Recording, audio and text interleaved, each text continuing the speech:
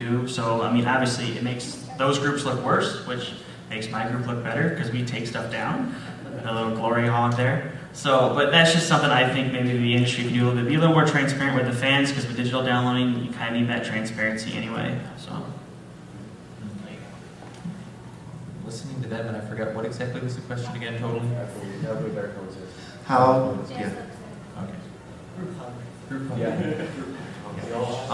Yeah, I do think that the digital way is probably going to be good in the future, because that's the only feasible way that you're going to get that the same day stuff going on. I think for the U.S. specifically, what sort of hurts us is the fact that our broadband penetration is kind of really crappy compared to many parts of the world, and that's totally out of industry hands. There's a whole bunch of politics involved in that and such as to why. But in Sweden, they can get 100 megabit both ways, upload and download, for like $15 a month. And if we had that in the U.S., I'm sure Crunchyroll could put out 1080p and it would cost them not too much. But at least so far yet, you wonder why you may not get that is for the certain price you want, is because it's still kind of expensive for broadband. But I think that is the way to go. My portion, since I agree with the whole digital, that's how we're happy. With Fullmetal Alchemist Brotherhood, which I sent those. I gathered all the information and made the letters. Yes, we did. They cussed us out. They were very nice in their email, though. For Fullmetal Alchemist Brotherhood in particular, we sent out all of those CDs at once, and we said we're sending them out to all of the groups out now. We're not, we don't know about any who start tomorrow. And I think that has worked in the past, has worked for now, because in the past when we would send out a CD, they would be like, yeah, but this group over here, they're still doing it. We're like, yes, we know, and we're going to send them one too. So yeah, that was just, what I was saying. Whack-a-mole, you're just like, exactly. Yeah. Then they help us. This is their website. This is their phone number. Oh, good Leave their guys. phone number. They have this private IRC channel here. Yeah, we're not going to their house and kicking in their door. We really swear to God we're not. We like what you think that. Overall, what you call it, the transparency is a wonderful thing. Again, what you call it, instead of actually ignoring the elephant in the corner, it should be along the lines of like, yes, we know there's fan subs. If you guys are fan subbing stuff that's archival or not stuff that more like we picked up. And I would love the world of broadband that we all could have, where you guys can like fan subbing. Everyone's just streaming stuff. If you want to own it, you got to pay for it. But if you want to stream it and check it out, fan subbers are making stuff we're doing, we're subbing, stuff on that, would be fantastic. But again, the world of magical broadband might be a little bit. Yeah, just to get back to, I do like the idea of, a lot of the fan subbers have been around for a while, so they're familiar with stuff that, might be too old for, today's youngsters to be familiar with. And, there actually was an attempt early on by Anime Village to have, I think they called it the Anime Classic line or something like that, where they, the plan was to release stuff in the mid-'80s that Sunrise put out, Giant Gorg, SBT Laser, stuff like that.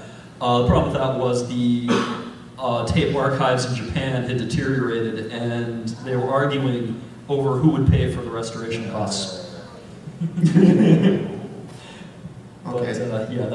But I'd love to go back and do old stuff like that, just because that's what I cut my teeth on. Well, that actually leads to my next question. This one's primarily for our industry panelists. Would the anime industry ever consider working on a show with fan subbers? And if so, what mechanisms could be put in place to assist with that? Actually, that's actually a wonderful topic, because some of the subbers that have not been so nice, who have come up and said like, your subs suck, your translations are awful, blah blah blah blah blah. Our head of translations come up and is like, well, you guys are speed subbing. Most speed subbers have said this. How about you don't have the original scripts? You're going off of what you saw on TV, or maybe closed captions. Nothing actually is the real deal. If you guys want to take our little subbing test and see if you guys can pass that, and what all our subtitles have to go through, which is grueling. And they said, sure, we'll send you a test, just email it to us. None of them have ever come and asked for the test. It's like, all right, let's see where your word is now.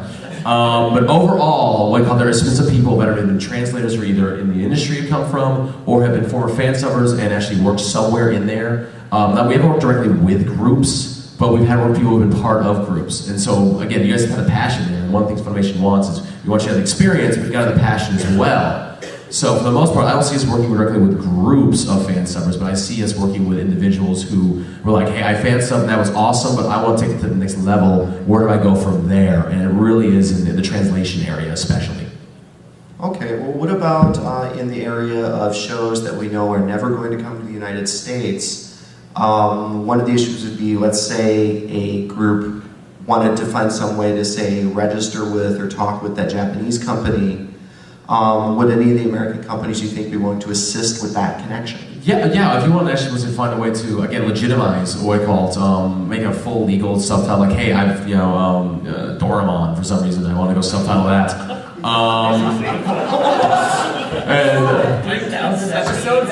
Yeah, they start there. Why not? I want to subtitle that, and you would say you want to make a legitimate, subtitling campaign with Light Swords, and we have that contact. And I go to Light Swords and say, look, there's a fansub group that wants to do yours legally, and they want to do it, whatever the deal is, but they want to talk. They're probably going to be open-minded for that, because that's just, again, you guys are, again, we call it, there's both industry. It looks like the big ogre, and fansubs look like the small mole that's on the internet all the time. It's so not true. But the more we express that to Japan, the easier, not even a transition, the easier it will be for the fansubbers to still do what they love and not hurt the industry. So I think that'd be a wonderful idea. Actually, I had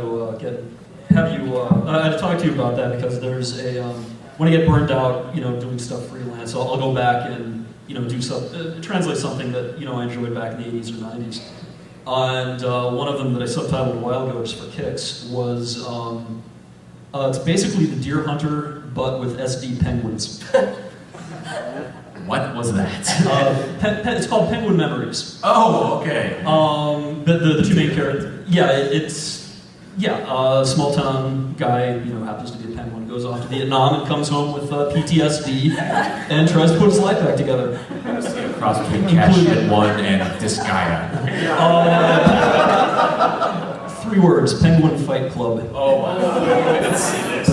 Okay, one last question. Has fansubbing affected the titles that you've licensed?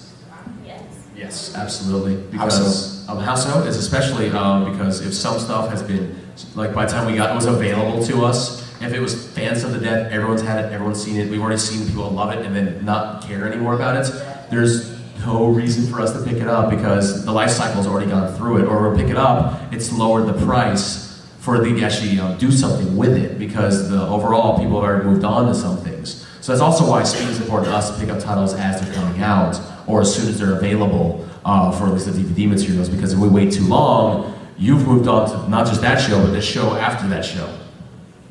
I just have kind of just a point to that I'm just kind of curious, and maybe you can answer this. So if we sub like all 26 episodes, let's say, and you guys see that, and you see the decline in downloads and everyone hating the show, would you say that would make you kind of not license it or not be geared towards it, which you're kind of saying there, but Go ahead. a little more. But compared to back and then when there'd only be like one episode, like the Genlock days, where you guys would license it and then everyone would go buy the DVDs and be very upset, but you'd still get your money. Do you kind of see what I'm saying? Where you're leading to. Right. Do you kind of see what I'm saying there? I will give you a wonderful answer for that. Yeah. Yes. Yes. We like money. We're still a corporation. But we don't like bringing over bad shows. We've had a couple of shows I know we brought over. I won't name any names. That didn't quite kick the way we wanted them to kick. And it was kind of like, damn, I wish we didn't buy that because the licensor basically looks bad because they don't get the money off of that. We look bad because next time they come back and put up a Funimation property, if they spawn, especially the 6-volume days, which are ending now, they're like, I dropped how much money on this piece of crap? Or they stop halfway through it, and we're still printing newer DVDs, pretty much just trying to make up for the loss on the first 3.